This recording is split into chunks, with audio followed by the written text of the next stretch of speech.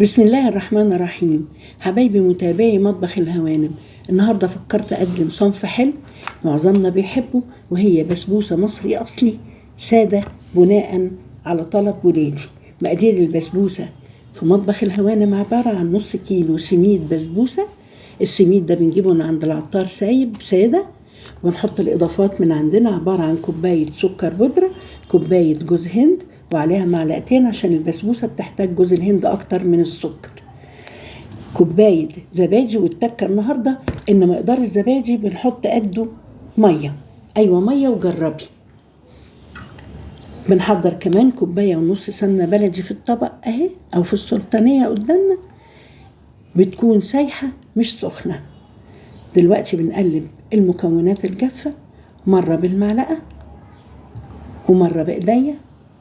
أنا بحب أحس الأشياء زي معظمنا وزيكم كلكم. بقلب كده وامزج الخليط، وبعدين بضيف السمن. يعني بحط كوباية الأول كده، ولو لقيت البسبوسة محتاجة بضيف بقية المقدار. بنتي حبيبتي اهي هتحط لي بقية المقدار. لازم تكون كلها متجانسة ولونها كده دهبي حلو والسمن طالها كلها. هنقلب. دي بونبوناية فارماسيه الظهر وهو بيوزن العطار الفارماسيه لحد وقع منه شوية على سميد البسبوسة. سامحوني أنا على شارع عام وممكن نسمع صوت عربيات وطيارات يعني. بنمزج الخليط كويس، بنضيف كوباية الزبادي. بأكد إن البسبوسة ما بتتعجنش، بتتقلب زي الرمل كده ونسيسها كده تقليب تقليب تقليب.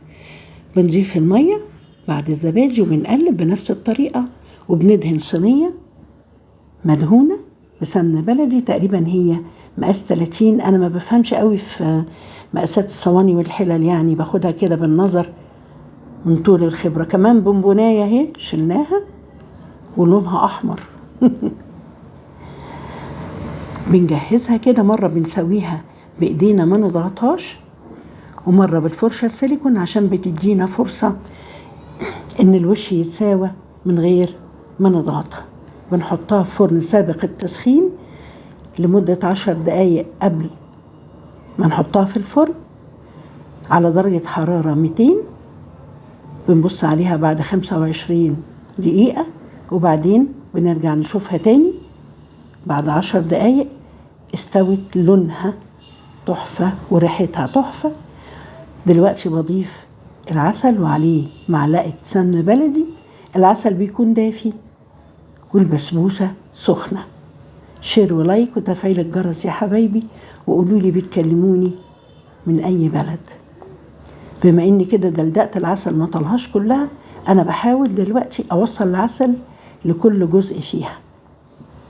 دلوقتي بنغطيها علشان تبقى طرية حلوة وهشة في نفس الوقت. أحلى بسبوسة أهي، يا ريتكم معايا تشموا ريحتها وتدوقوها يا حبايبي. تحفة تحفة تحفة. أنا دقت البسبوسة المغربي والبسبوسة الشامي، الاتنين تحفة وجمال جدا. كل بلد بتعمل البسبوسة بطريقة وكلهم أجمل من بعض. دلوقتي بقى لازم أدوق شغلي والحاجة اللي أنا عملتها. بحط القشطة على حتة بسبوسة قبل ما ينقض عليها ولادي ياكلوها بألف هنا وشفا. أحلى بسبوسة، يا ريتكم تدوقوها، جربوها هتعجبكم قوي. القشطة بالمناسبة أنا بستعملها في الكريمة بتاعة المكرونة البشاميل والباستري كريم وشوربة الكريمة. حتى البسبوسة المفتفتة اللي قدامكم دي دليل على النجاح اللي بنعملها كور ونحدفها لبعض. بألف هنا وشفا لأحلى ناس بيشوفوني.